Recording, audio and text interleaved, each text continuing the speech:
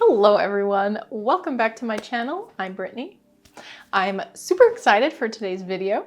If you follow me on Instagram, if you don't follow me on Instagram, I don't post a ton, but I do post a little behind the scenes and other fun things at Brittnee K Bakes. Anyway, if you do already follow me, you probably know that about a month ago I went on a really fun trip to Thailand. So the video today is my Thailand recap trip themed bonbon video. I did a video kind of like this last year when I went to Scandinavia with my sister, but sadly I didn't have time to create a themed bonbon like I wanted to. Because I love to travel and I love chocolate, I think sometimes it will be fun to do a video like this where I use inspiration from a trip to incorporate into a themed chocolate project or bonbon. So today's bonbon is inspired by a pair of earrings that I bought at a market in Chiang Mai. Let me show you the earrings.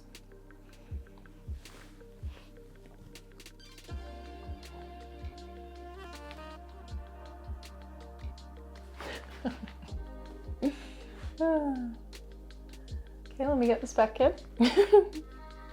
I'll have a better shot of it later anyway. You might know by now that my favorite color is teal, and I love a good blue color scheme, so that's why I picked this pair. But they had so many other really tiny, intricately painted earrings in all different colors. At the markets in Chiang Mai, another really popular thing that you'll see are these big elephants. Well, they also have small ones too. I bought a mini one to put on my tree this year. If you don't know, I collect little souvenirs from my travels to use as ornaments on my Christmas tree.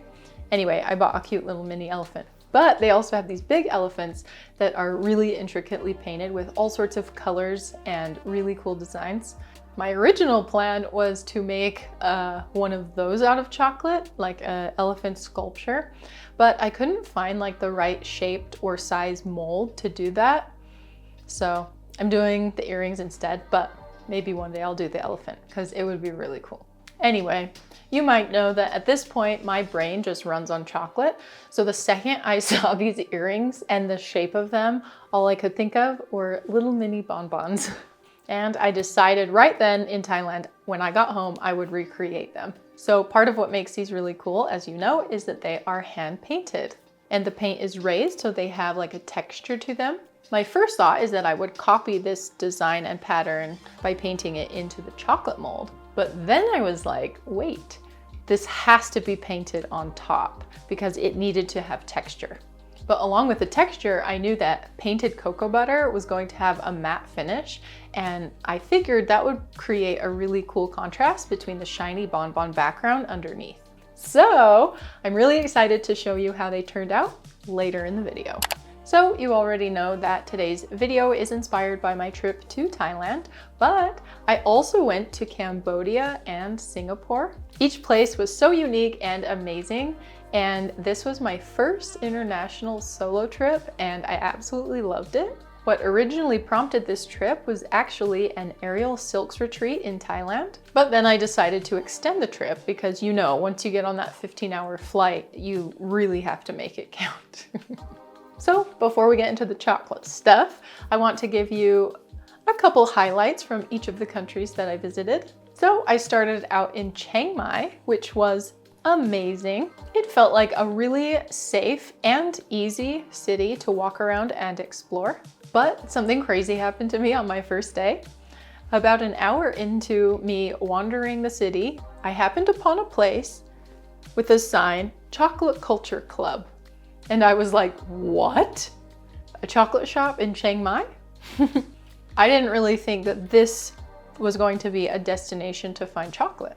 And I mean, really, what are the chances that of all the streets in that city, I would wander down the one that had a chocolate shop on it? So of course I had to go in and check it out. It was such a cool place with a nice vibe. I chatted with the girls working there and they were really friendly and helped me pick a couple things to try. I got the mocha coffee and a little pack of Dubai chocolates.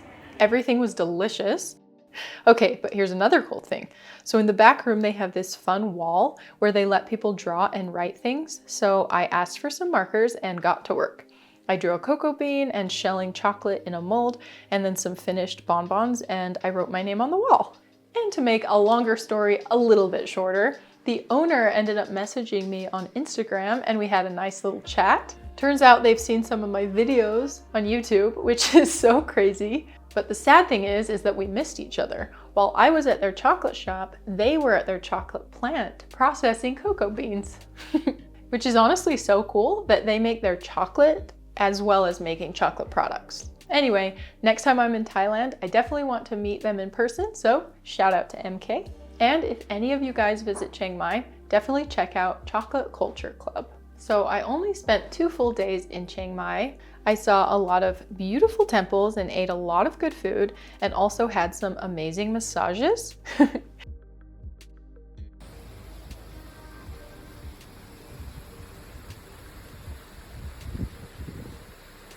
And Chiang Mai has an amazing coffee scene. One day I got 3 coffees because I couldn't decide which place to go because they all looked amazing and it was my last day there and they were all very good. What wasn't so good is the durian that I tried. Yep, it's as bad as people say it is.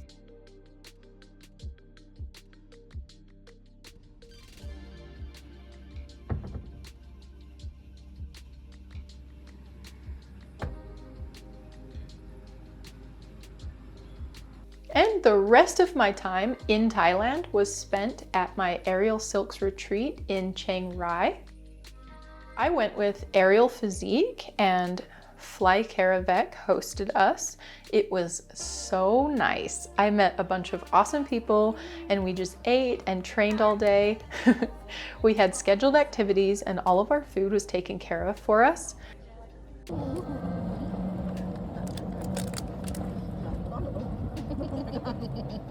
Rolling themselves actually. It'd be this dangerous.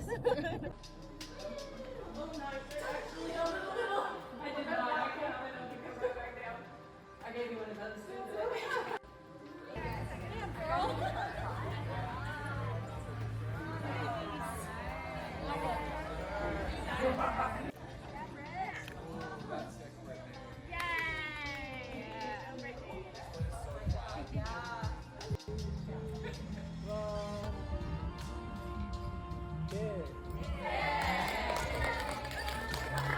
The restaurant near our host was located on a farm and all the food was fresh. They grow vegetables and flowers and have some animals on the farm. The place was just so beautiful. I wish I could live there. And this restaurant, it had to be some of the best food I've had in my whole life. Not only was it delicious and so well made, it was so beautiful. The owner of the restaurant, Peanut, would make everything look so nice with fruit twirled into flower shapes and real edible flowers on the plate. Also, I could not get enough of their refreshing drinks. Every day would be a surprise with a colorful iced tea or lemonade drink. It was so fun. Besides hanging out with my new aerial friends and training silks in the beautiful gazebo, we had some other amazing experiences. One morning we got up bright and early and drove to a special location and did silks hanging from a hot air balloon. It was crazy and so fun. I was nervous, but it actually wasn't too scary. We had an extra thick crash mat underneath us and we had practiced a lot beforehand. I definitely had to climb up a lot higher than I'm used to though, so that was a bit nerve-wracking. But once I got up there, it was just so much fun. All the new friends from the retreat were across the big field cheering for each person as we took our turns. One of my favorite things that I'll always remember is first walking up to the silk hanging under the hot air balloon, and when I looked up, the balloon was so big. I just saw this big round balloon and it filled my whole vision. Something about that was just so fun that the balloon was all I could see. It was so cool. Another fun thing we did together was visit the White Temple. This temple is insane.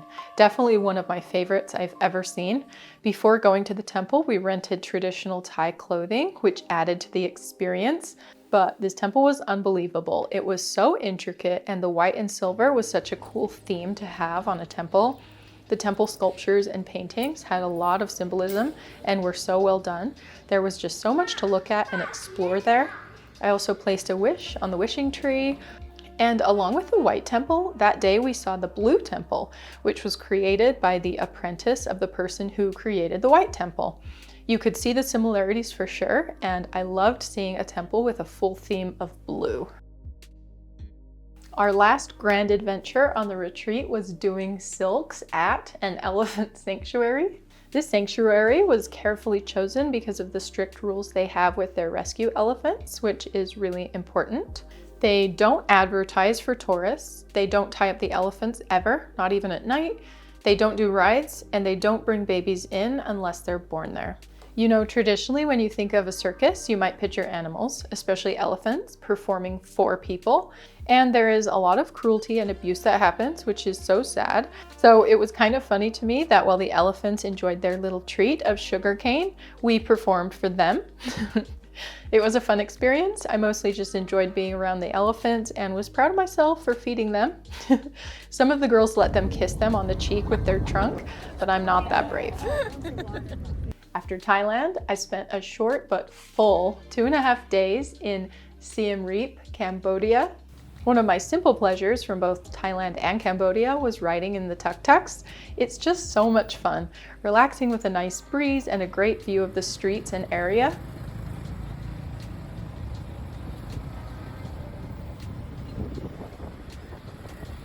On my first night, I saw the Cambodian circus, which I had no idea even existed until it was recommended to me by my hotel. It was just so much fun and really impressive. Also, a fun fact is that they hold the Guinness World Record for the longest circus show that lasted 24 hours, 10 minutes, and 30 seconds. Crazy.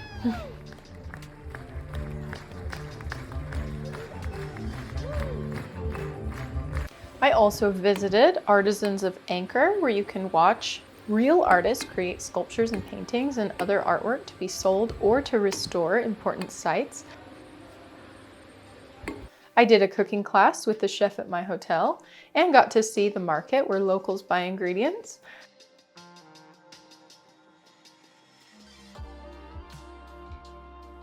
I visited the floating village where people actually have houses on either sticks above the water or floating on barrels.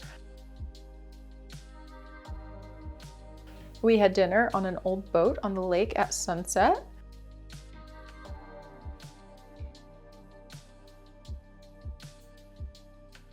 I went four-wheeling through some rice fields and along local dirt roads. I checked out a popo and learned about how they use rats to help find old landmines and other remnants of war and safely remove them for communities around Cambodia.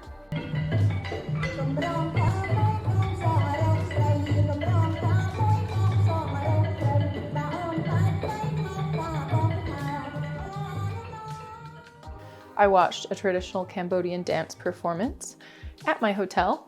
I loved my hotel, especially the restaurant and pool area and all the people that worked there. It was such a nice atmosphere, and also everything was super delicious. Shout out to the Golden Temple residents. I saw so many amazing and historic temples. The most famous temple is Angkor Wat, and that is the temple I started with. I was up by 4 in the morning to ride a tuk-tuk to the entrance and walk into the temple grounds, which are huge. In fact, this is the largest religious structure in the world. The sunrise was so pretty, and wandering around the temple was crazy. It's hard to imagine it's 900 years old. From there, I walked around 4 more temples, some where the movie Tomb Raider was filmed. My favorite temple was the Bayon Temple, just because I loved the look of it. I was really scared of all the monkeys that wander around all the temples, but thankfully they left me alone.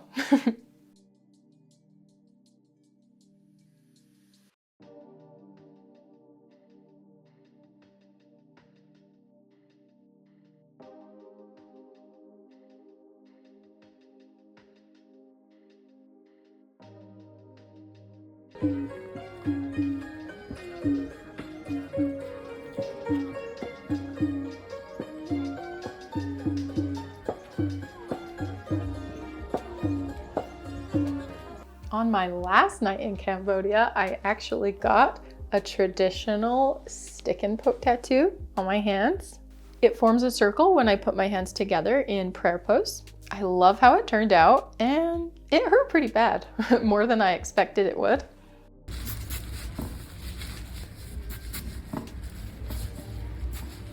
I loved Cambodia, and I actually really want to go back and explore more cities there.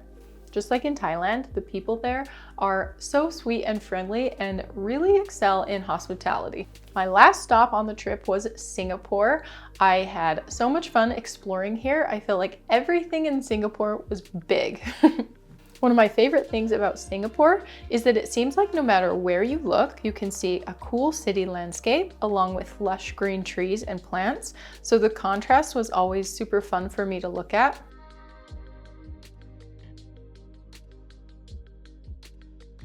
Here I explored Gardens by the Bay, which is so big, it took me a whole day.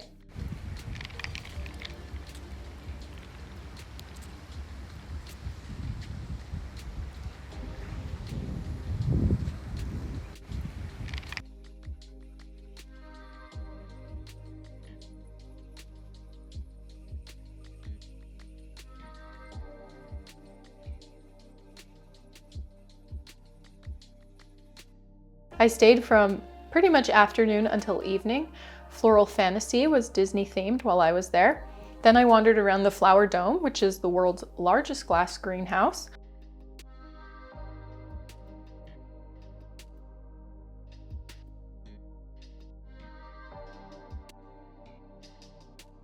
I went into their cloud forest, which has the world's tallest indoor waterfall.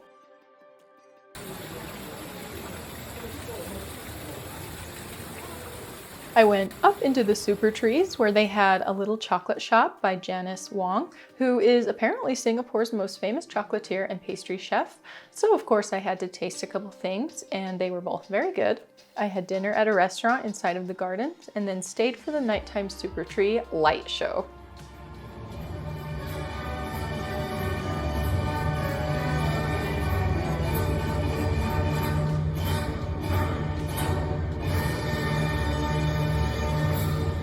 Hey, I found a silks class while I was in Singapore as well, and also spent some time at the hotel pool, which had such a cool view of the city. I also explored this giant park called Fort Canning Park, which is huge and was fun to walk around in. It also had this really cool place called the Tree Tunnel. Apparently people dress up and take pictures there. I waited for like 10 minutes before I gave up because the line was barely moving. But I actually swung by later and was able to get a cool photo. Singapore is a great city to use public transportation because it's really easy to figure out and it's safe and clean. I got a kick out of these little characters they use to promote polite behavior on the public transportation. I also went to Long Bar, which is famous for creating a drink called the Singapore Sling. So I tasted that. It was kind of like pineapple-y flavored and was pretty good. My last activity before leaving was to ride on the Singapore Flyer, which is a giant Ferris wheel. Of course, that was fun and gave me some great views. I also have to give a shout out to the Singapore airport being the coolest airport I have ever been to. They have this pretty famous feature called the Jewel, which is a circular waterfall surrounded by a bunch of plants. But sadly, the morning I flew out, I was there too early and it wasn't running yet for the day. But it was still fun to see. All right, I hope that you enjoyed hearing a little bit about my trip. Now, let's get into some chocolate decorations. Oh, I almost forgot to tell you the flavor of these bonbons. So I honestly didn't have a ton of sweets while I was in Thailand, but when I did, they were usually flavored coconut. I had these like local coconut jelly kind of desserts. They served to us in leaves. They were so cool. And I also had fresh coconut ice cream that they made at the market in Chiang Mai. But one of the most popular desserts we had a couple times was mango sticky rice, which if you don't know is sweet sticky rice, fresh mango, and a sweet coconut sauce. So that's the flavor I picked to put inside these bonbons because it has a lot of fun elements and also involves coconut. I experimented with some recipes and I will be posting that tutorial for the filling in my next video. To get started with this chocolate bonbon design, I spray the background of the bonbon using my airbrush. My earrings have a dark blue background, so I used the pre-colored cocoa butter color Regal Blue from Chef Rubber.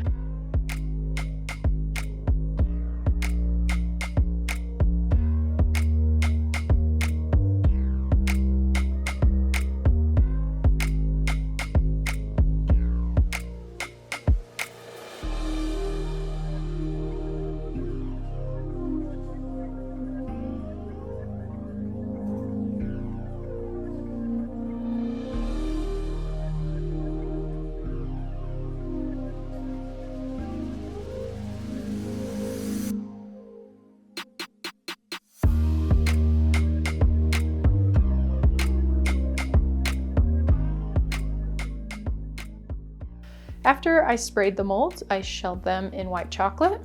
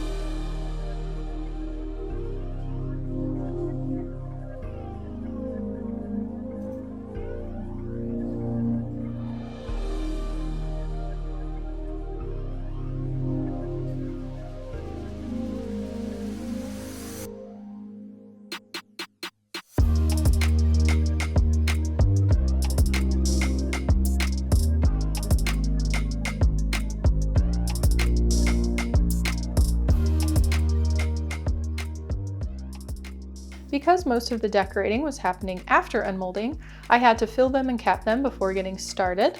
The filling has two layers. The first is a mango fruit gel and the second is a sticky rice white chocolate coconut ganache.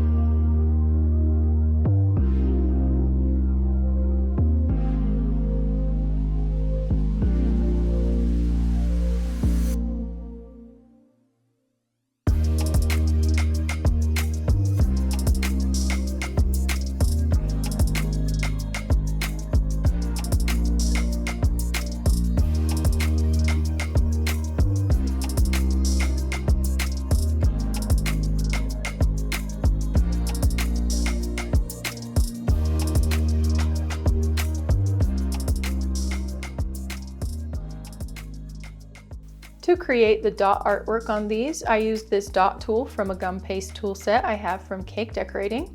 Then I used two different really fine brushes, my favorite Sweet Sticks Zero and this really fine nail art decorating brush. Of course, I'll link them in the description for you.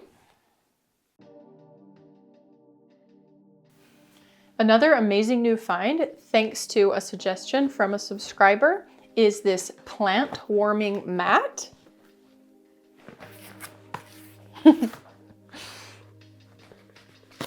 You guys know my struggle with finding something that actually works to keep my cocoa butters warm. I bought a cocoa butter cabinet from Chef Rubber that gets too hot for holding temperature.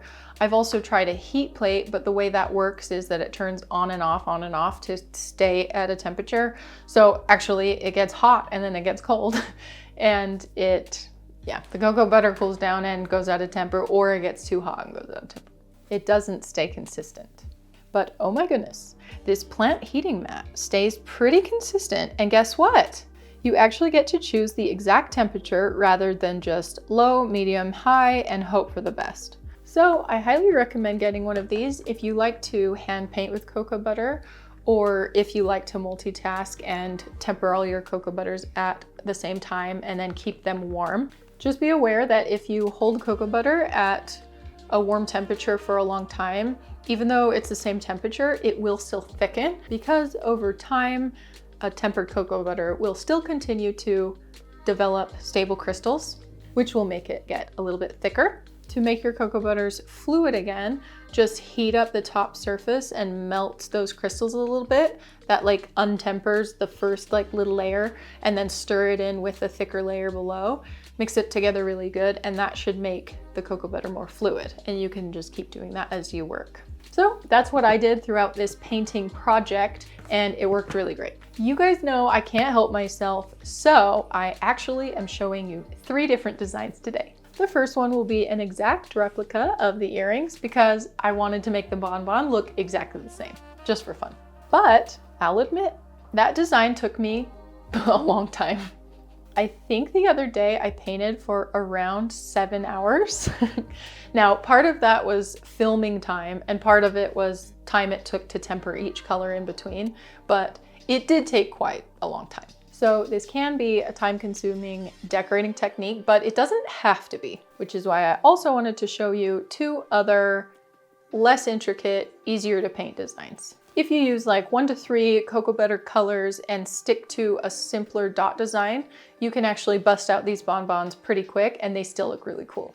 So for the first design, I'm using my homemade gold cocoa butter with Genere Cakes Luster Dust, Alabaster White, Breakfast Blue mixed with a little white, Aqua Blue, and also Aqua Blue mixed with white. I knew each color would take a while to paint the designs with, so I just tempered them one at a time right before I needed them, starting with this light blue. For this design, I'll just let you enjoy watching me paint, and then I'll give you some pointers when I paint the second and third designs. For this pattern, it's mostly about following what I see on the earring and a lot of patience.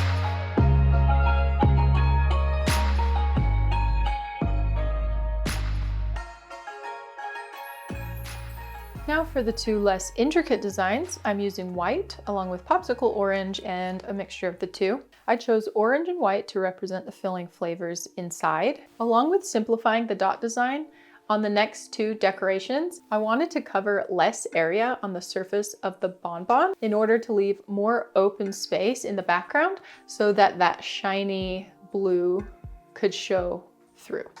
So to start, I center a single dark orange dot on top. This is simple, just dip the dot tool into the cocoa butter, then tap it onto the bonbon. This is the start of design number 1.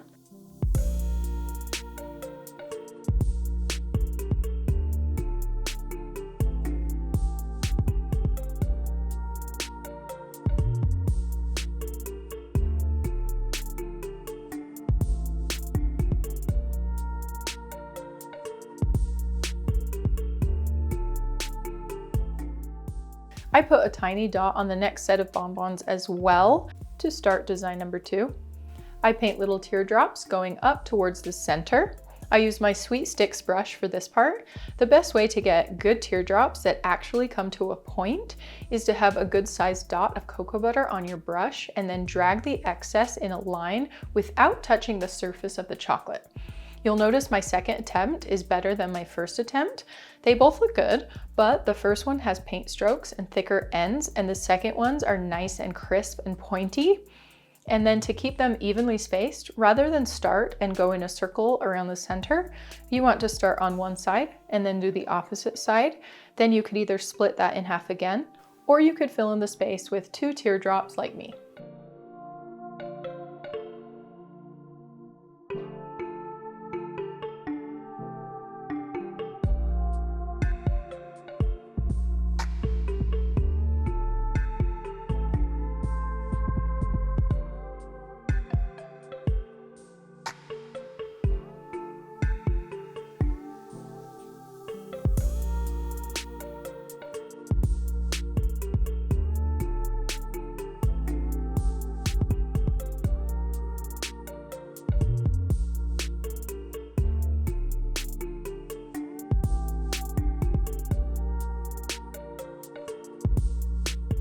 Now I'm done with my darkest orange and I temper the light orange. I add a centered dot to design number 2.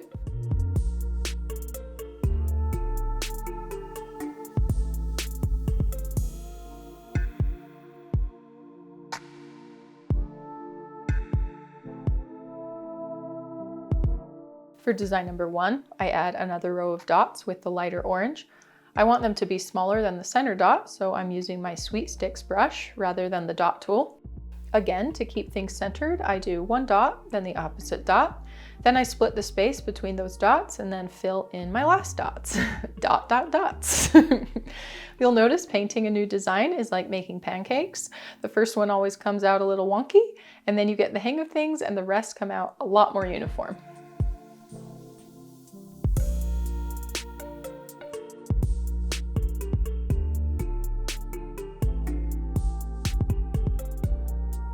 I finished design number 1 now with tempered white cocoa butter, and using my really fine nail art brush, just add little teardrops between each light orange dot and then tiny dots to finish.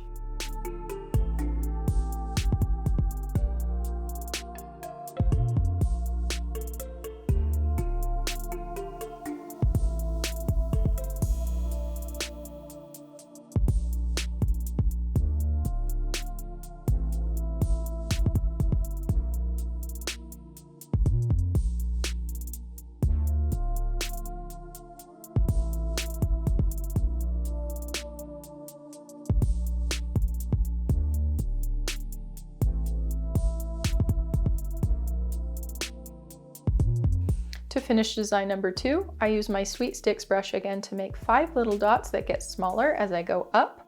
I center these in between each dark orange teardrop. For these, just dip your brush once and make all 5 dots in a row. That helps make them smaller with each tap, along with pressing a little further away from the bonbon as you go up.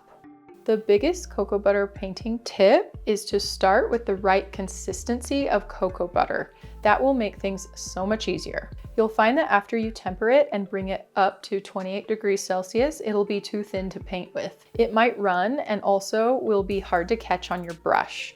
especially with these really fine brushes. It kind of just slides off. You want it to cool down and thicken to about the consistency of acrylic paint. You can help that by stirring it a lot to help develop more stable crystals, which will thicken it. Then when you dip your little brushes into the surface of the cocoa butter, there will be a tiny bead of paint at the end of the brush. That's what you want.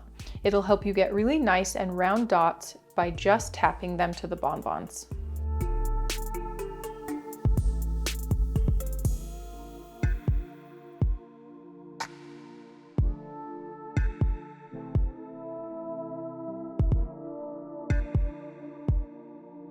I'm so excited about how these bonbons turned out. I love the colors and I love the raised texture of the cocoa butter and the matte finish against the shiny bonbon background finish underneath. It creates a really cool effect to see the shine reflect and move underneath the hand-painted cocoa butter as you move the bonbon around.